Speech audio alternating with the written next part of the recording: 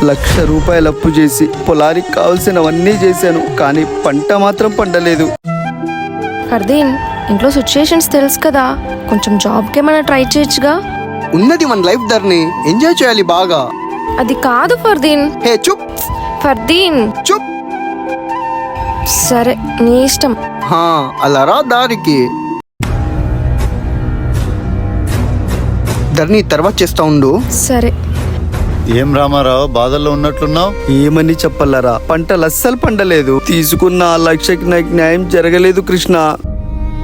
ఈ సోది నాకెందుకులే, వడ్డీ డబ్బులు ఇవ్వు. అరే, ఈసారి కొంచెం అర్థం చేసుకోరా. చెయ్యి. మొదటి నుంచి ప్రతిసారి 1000 పెండింగ్ పెట్టుకుంటూ వచ్చావు. నేనేమన్నా అన్నానా?